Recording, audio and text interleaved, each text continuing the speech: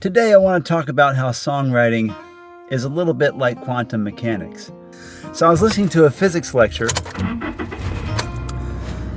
and this professor said that John Wheeler had an idea that quantum mechanics is kind of like a game of 20 questions.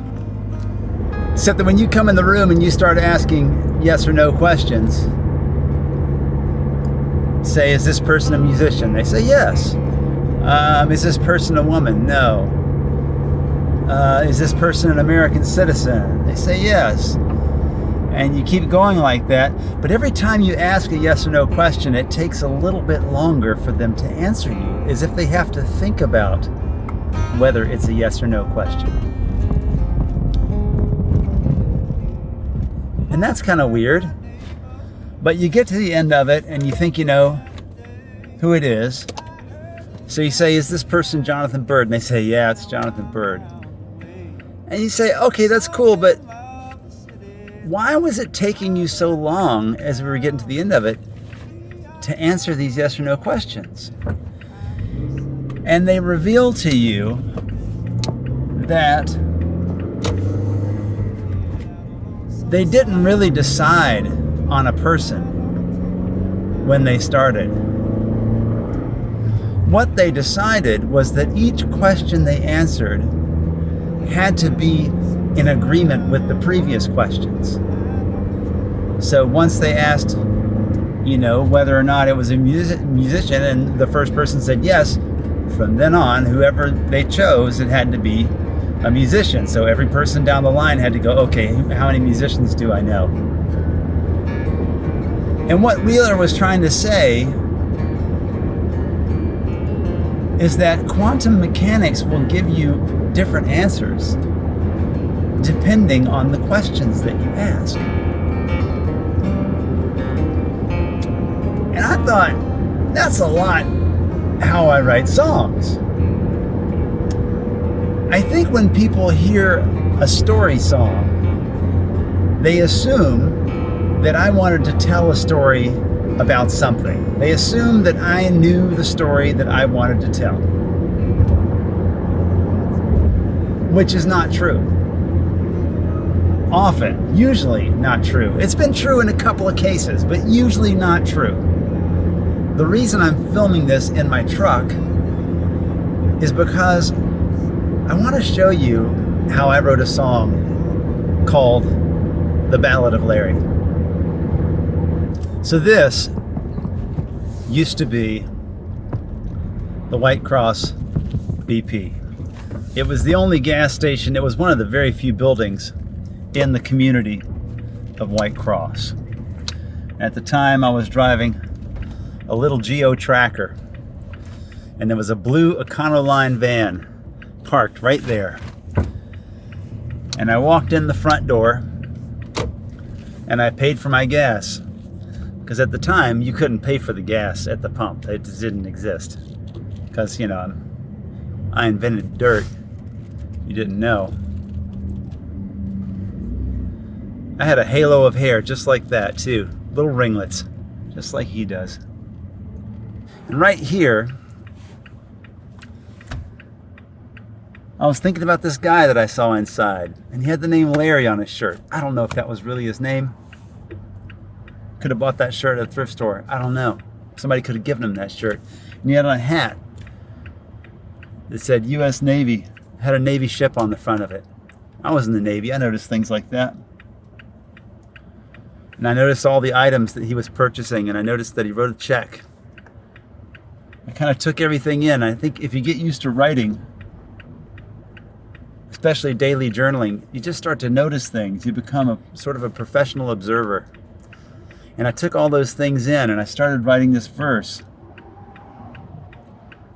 Somewhere in the midst, I realized I didn't really know anything about this guy. I had made a lot of judgments about him, but I didn't even talk to him. I was in a hurry to get home and to do whatever the thing is I was going to do. I don't know.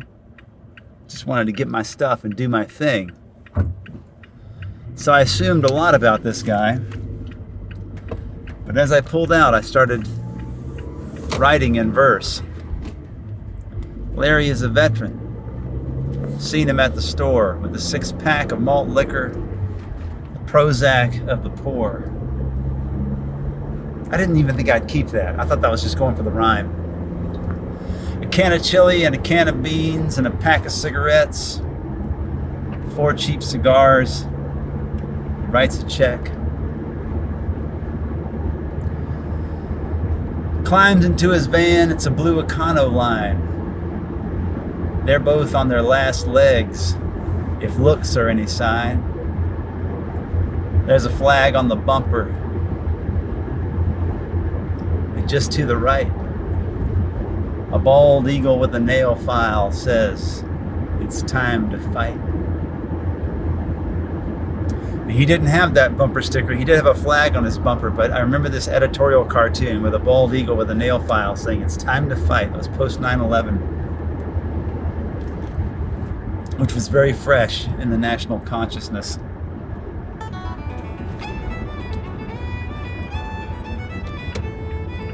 Somewhere in the middle of writing that verse, I realized I didn't really know anything about that guy. And anyway, what else? I already had this meter going. What else? Well, I had just picked up this old piano. I saw it in a newspaper. It's a free piano. Come and get it. And I went out and I bought a book about piano repair and tuning. I thought I was going to learn how to do it and fix this piano. I never did anything with that piano. I gave it away just like I got it. But I hadn't yet, and it was sitting at home. So I wrote,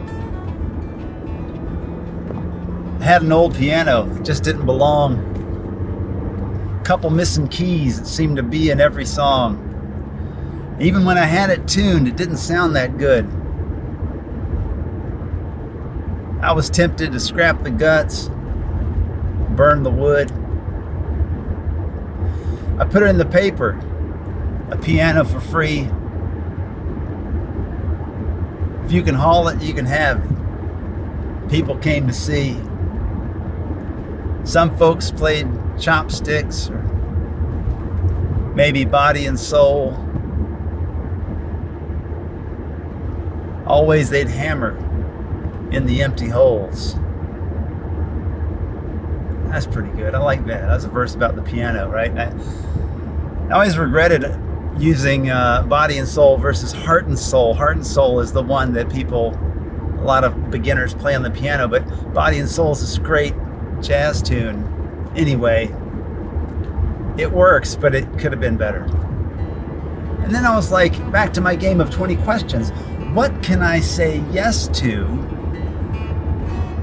based on what I just did? I got Larry. I got this old piano. What if Larry comes to look at the piano?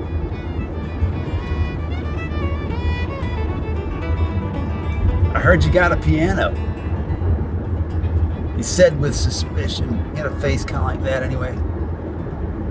He was shaking from the cold and probably malnutrition.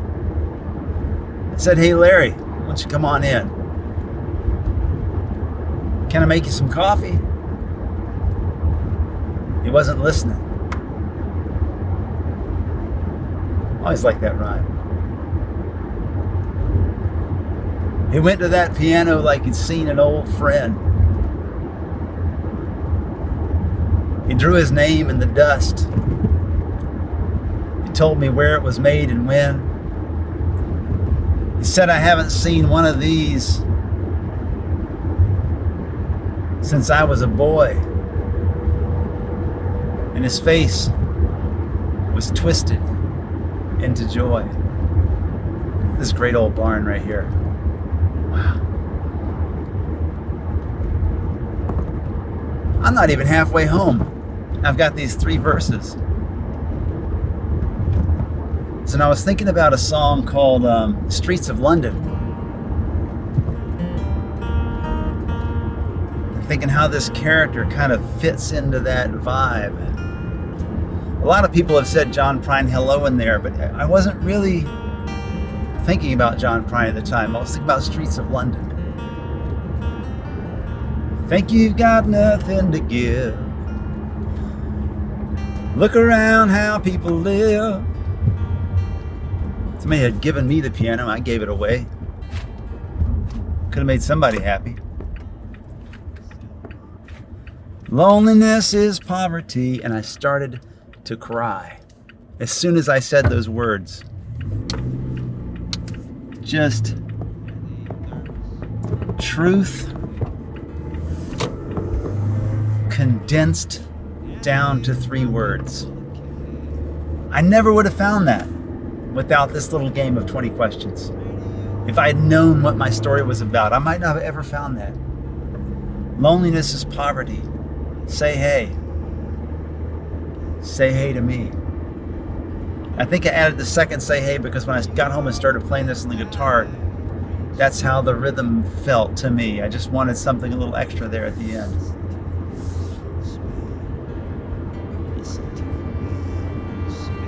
So by the time I got home, I had 3 verses, pretty much like you know them. And I had a chorus, pretty much like it is. I'm sure I massaged things a little bit. I'm sure it wasn't exact.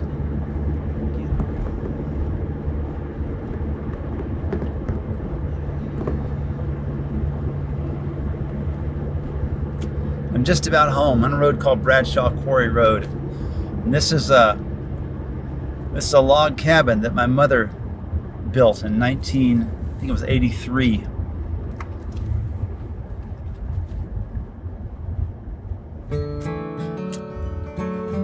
And it was a pretty awesome place to grow up.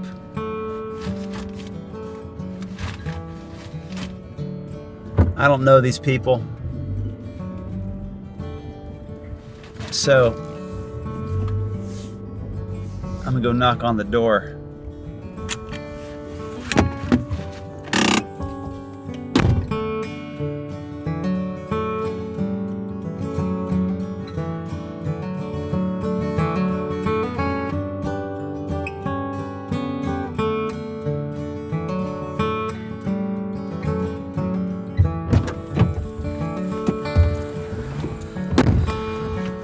Well, that was Paula, and she is just about the sweetest. Paula was very nice and showed me around, and it was quite sentimental. Still the same wood floor that my mother put in that house, but a lot of cool improvements. So when I got home, I picked up my guitar and I started playing this guitar riff, and I started singing these lyrics to that guitar riff and massaging them. Larry is a veteran, and I felt like I needed one more verse to end it up. I needed a can of chili and a can of beans, a pack of cigarettes. I needed you to know that my mind and my heart had been through an evolution as far as this guy Larry was concerned. That I had learned that I didn't really know anything about him. Well, we talked a few minutes. When the coffee was hot, I said, "Hey Larry, just show me what you got." He showed me what he had, all right. With conviction and soul, he banged the barrel house blues, and baby, he rolled like jelly roll. He played songs of love and country, from sea to shining sea. I love that. And not once did I hear a broken key. A broken old piano and a broken old man rolled away smoking in a broken old van.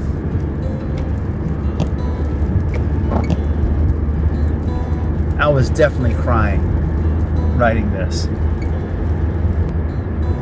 And I knew I was on to something. I had played my game of 20 questions, and I had found an answer not the answer. You could have started with Larry at that gas station and ended up with a completely different song, a different story, in a different key,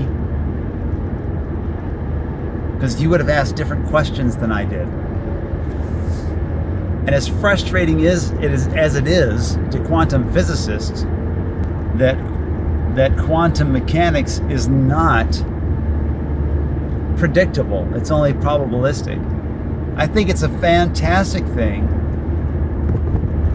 for creativity to know that there's not one way to do it.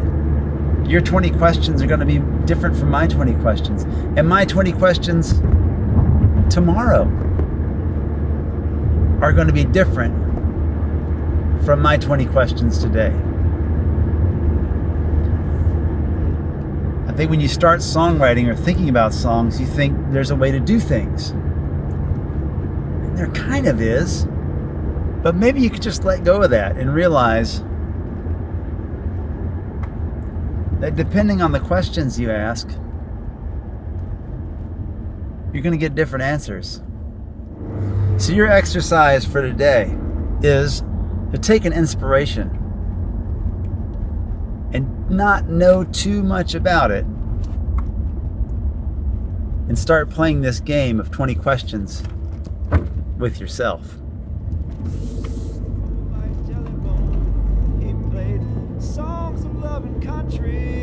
And every answer to every question has to agree with what you already have. That's your only rule. A broken old man rolled away smoking in a broken old van. Thanks for riding with me. Support this channel on Patreon, patreon.com/Jonathan Byrd Music. They get early access and discounts on just about everything that I do. It's a great place to be, full of people who are curious about songwriting and writing songs. Like this video, subscribe to the channel, click the bell for notifications, and don't forget to write.